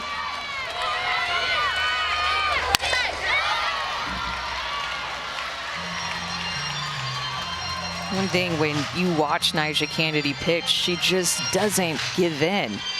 Even to a disciplined team like Oklahoma, who walks a lot. Only 1 walk today off of hers. She just comes right at you, and she set that tone in the first inning. Another 0-2. Ball.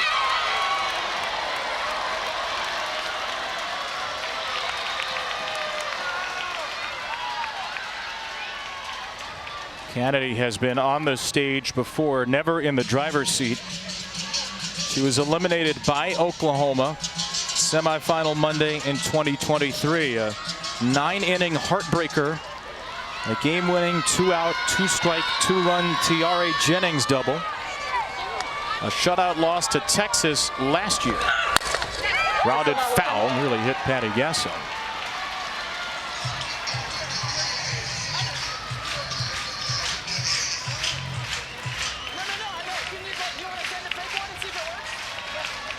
It's Agbayani, then Sydney Barker. She's going to re-enter to hit. She's 2 for 2.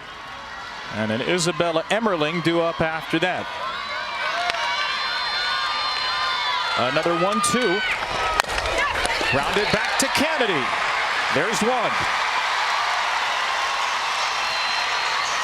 We talked about the pressure that likely Oklahoma feels in this moment, but I would have to imagine that Nyjah Kennedy, with her NIL deal and all the attention that she's gotten last year's National Player of the Year, the expectations, the pressure would be very similar. A high amount, but you would never know it with the way that she handles herself in the circle.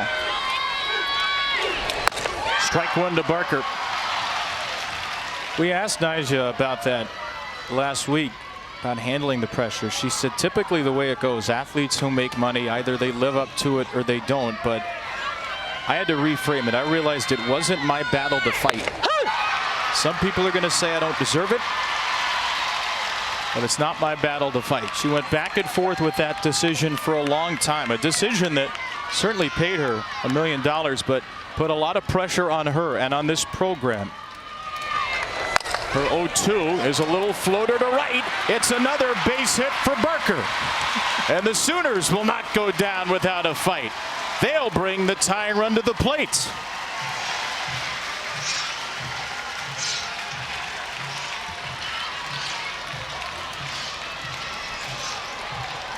Isabella Emmerling, who homered yesterday, represents that tying run.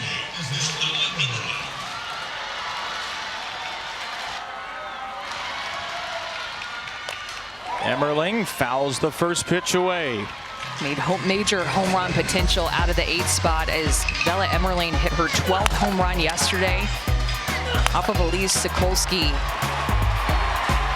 Pitched down in the zone, and Kennedy has been carving her up on the inner half, up and in her hands with a rise ball. Change up in the dirt.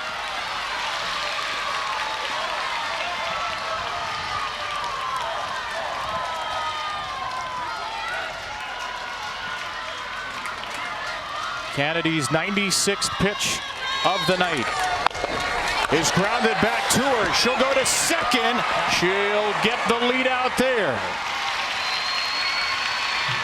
A gutsy play by Kennedy on a ball that had all kinds of spin back to her. But this gutsy team is 1 out away from the championship series.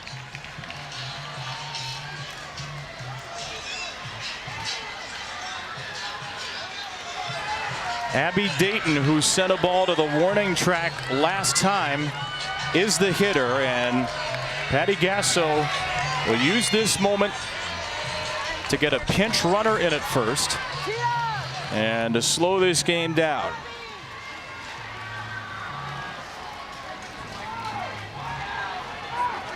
And she's going to call timeout and bring her infield together, or bring her offense together as the Tech infield gets together with assistant coach Hunter Veach. Patty Gasso has had so much fun coaching this team, and she's admitted time and again how exhausting it was to coach last year. The pressure of an unprecedented 4-peat, the weight of the world and the expectations. She's felt like this was a group that freed her up a little bit. She had a little more fun. She's been able to show off that personality and sense of humor a little more. They have made it so far, farther than maybe she even thought. But they've got one card left to play. Tia Malloy's the pinch runner at first. Abby Dayton is the hitter. And Dayton takes a strike.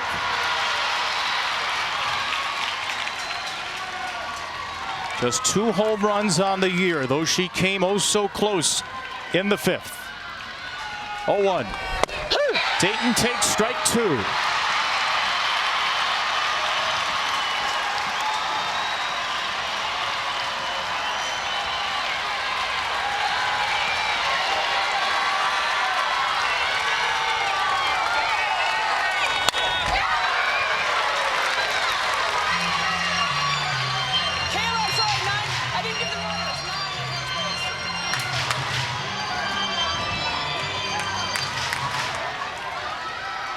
The 100th pitch of Nigeri Kennedy's night could be the one. A high fly ball to right field. It's deep. It's gone.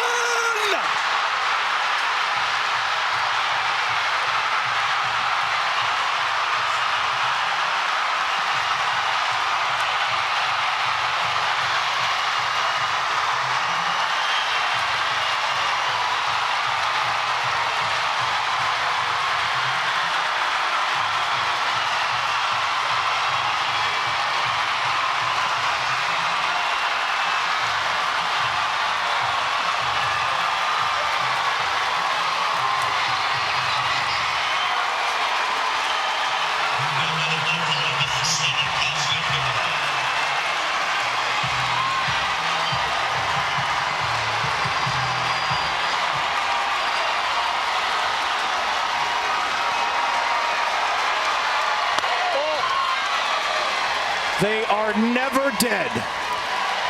You simply cannot ever count out Oklahoma. Cassidy Pickering, 1-1. And Kevin, we talked about how unhittable her changeup has been this year, this World Series.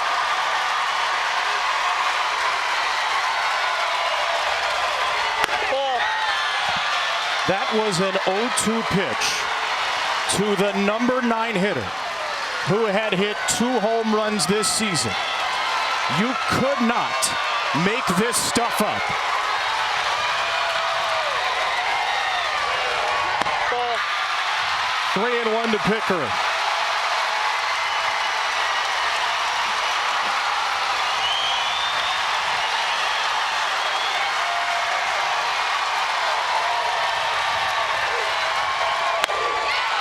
Three and 2. There are still aftershocks reverberating through this building on an Abby Dayton 0-2 earthquake.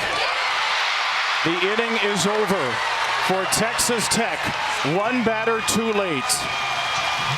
Stunning. 0-2 count. She gets the changeup and she is ready for it. Abby Dayton, your name will be remembered. Sooner Magic in the semifinals strikes again. 0-2, 2 outs. This crowd can't believe it, but you know who can? OU fans. Abby Dayton, Patty Gasso, but Nyjah Kennedy cannot. Texas Tech still has a chance to walk it off coming up in the bottom of the 7th.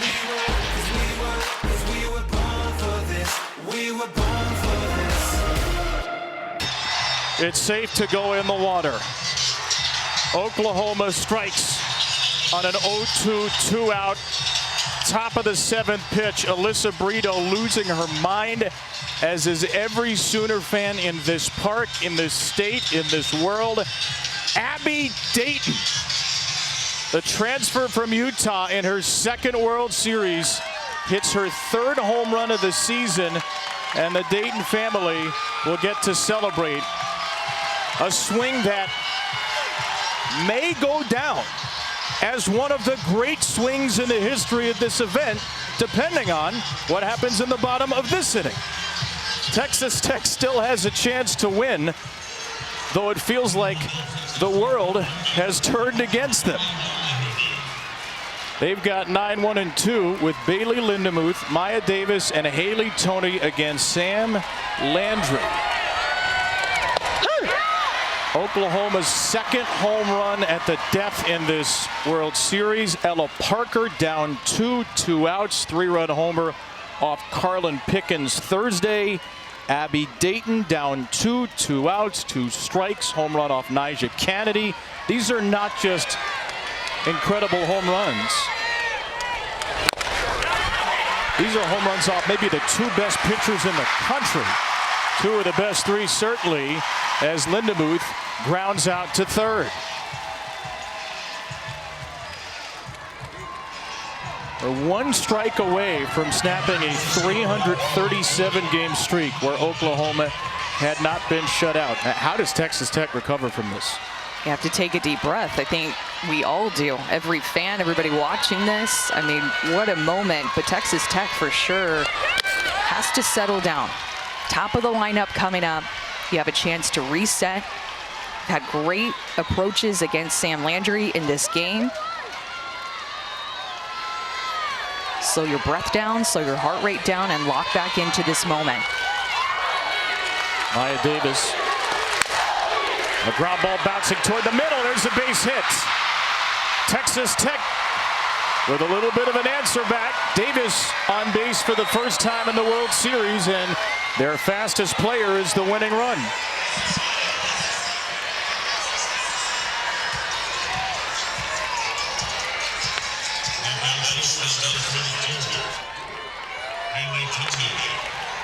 There have been 4 walk-offs already at this World Series.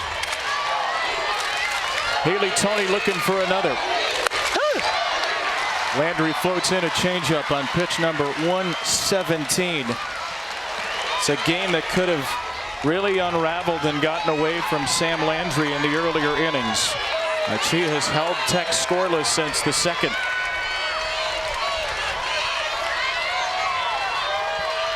Oh, 1. Ball. Outside. And this game has revolved around her changeup. Really, she throws it out of every 3, 1 out of every 4 pitches that she's thrown to Texas Tech. She has thrown it every single inning, and it is still keeping them off balance. First pitch to Tony was a change that she took.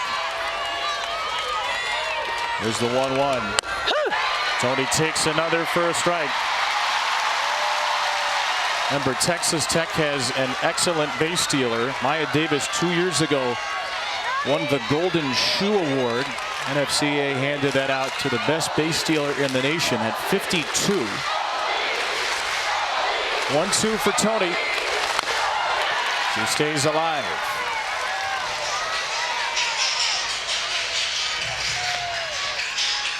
What's going through his head right now?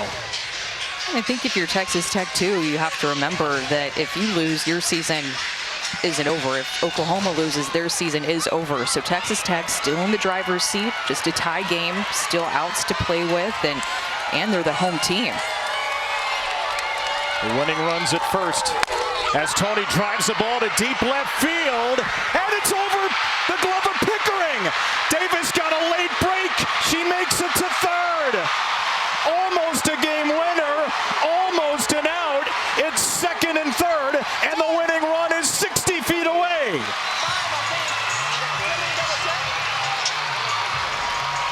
Haley Tony's approach has been so impressive. You throw her in, she'll crush it down the right field line. You throw her out, she's able to go with it with power. This one I thought had a chance to get out of here. It hits the wall just over Pickering's head. Almost had it just over her glove, but Haley Tony's approach has been unbelievable. Maya Davis, who has speed, sees that down, gets as far off as she can, and makes her way to third base, 60 feet away from winning this game. She thought she won it. Even getting to first, she thought she won it. It's a double. It's a big hit all the same. And Lauren Allred is going to bat with runners at second and third and 1 out. Okay, here we go, Tech. Texas Tech can win this game with a hit, with a sac fly, with a well-placed ground ball, with a whole lot of different things. Jerry Glasgow across the chalk line, making sure Haley Tony settles. Doesn't want to risk her leaving early at second, as her run means nothing. And now Jen Rocha, the Oklahoma pitching coach, will approach the circle.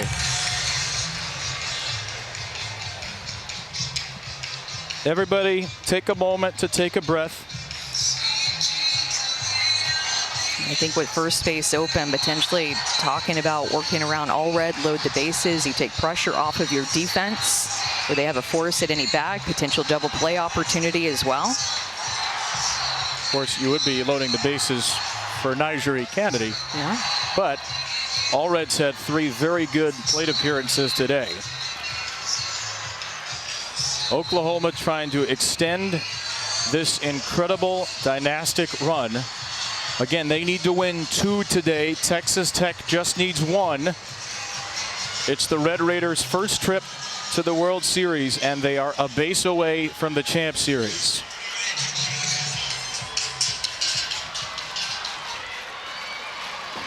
Let's see how Oklahoma plays it. Will they pitch to Lauren Allred? It looks like it. Allred's first pitch swinging into right. Barker loads up. Davis to the plate. Save! Texas Tech has done it!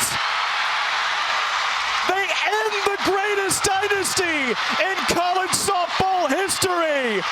The Red Raiders storm to the championship series.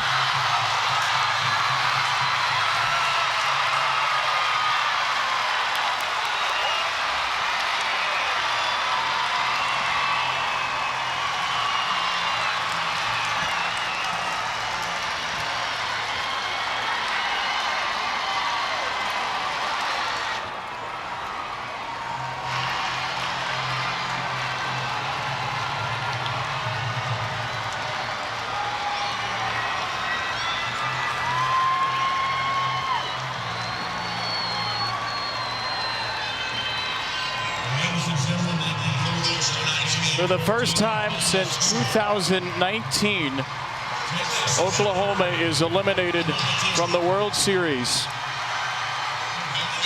The most epic run in college softball history meets its match for a team that had never been here. A coach who didn't get into college coaching until his 50s, and the face of the sport, the first $1 million player in college softball who was almost perfect and then had her teammates pick her up in the last moment. Jerry Glasgow and Sam Landry, former coach and player at Louisiana. I gotta let the tears flow here on the World Series stage.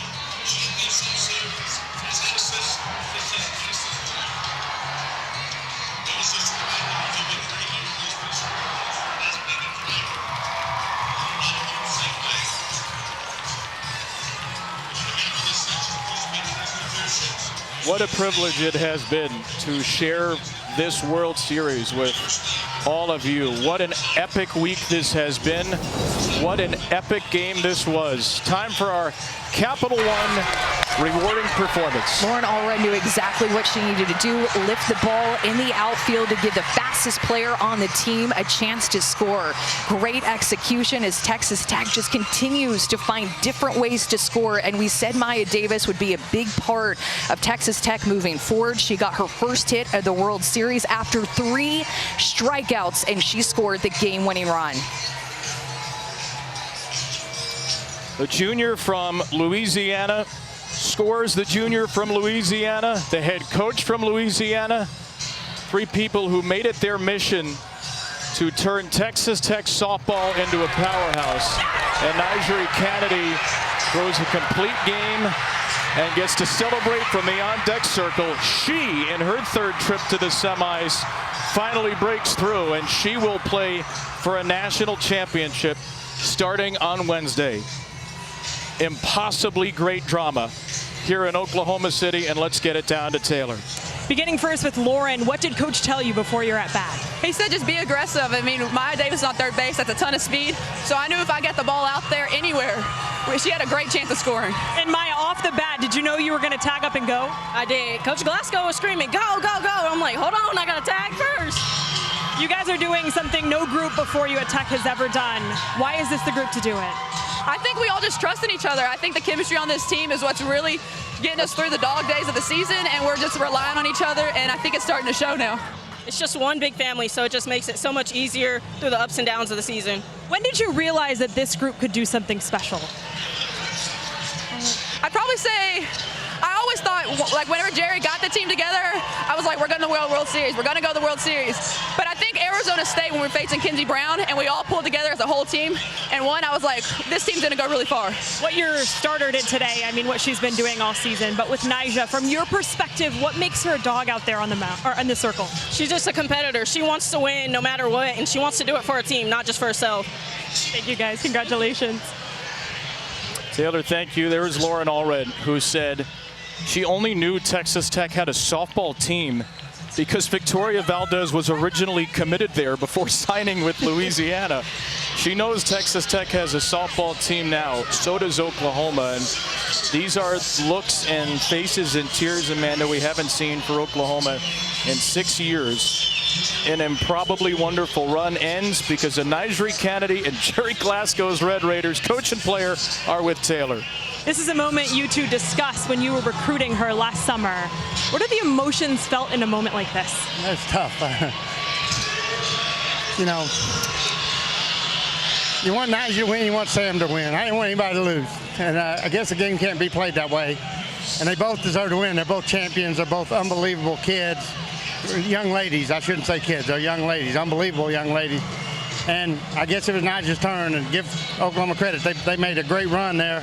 Number 9 hitter, and you know, they are what they are, and they tied it up, but I was really proud of the way our kids responded. We stayed cool. We know how to win. And then I thought Nyjah was just pitched a gem in the circle tonight. Coach told me before the game he doesn't think you ever get nervous. Were you nervous today? Actually, I'm nervous before every game, but it doesn't matter who we're playing. I'm always nervous, but I don't know. I've been told it means I care, so. What was your motivation in facing Oklahoma today? Honestly, the same as any other team. just go out and try to get a win. I knew we were going to score offensively. We're a really good offensive team. So just doing whatever it takes to get my team back in the dugout. Why did you believe in Coach when he told you that he could get a group here to Oklahoma City? Yeah, I feel like he was just very dedicated. And honestly, during my whole visit, he just kept saying he wants to win a national championship. And I believed him. Congratulations, guys. Thank you. Kevin? Taylor, we're going to crown a first-time national champion this week. Texas has been here before, and they have made it back to the finals. Texas Tech has never been here before, and it is a Lone Star State showdown. Texas Tech, Wednesday night, 8 Eastern, 7 Central, ESPN. Last time Kavan and Kennedy pitched against each other, went to extras, and Kavan had 18 strikeouts. Wow. Amanda, what a privilege to share this event with you again. This is as enticing, as dramatic, as competitive, as silly, as wonderful as any sport there is. And thanks to all of you who've watched this week. And now we get to sit back and be fans for the championship series starting Wednesday night. For Amanda, for Taylor McGregor, our exceptional crew, I'm Kevin Brown. Congratulations to Oklahoma for the greatest run we've ever seen in the sport. Congratulations to Texas Tech. Their run continues in the championship series.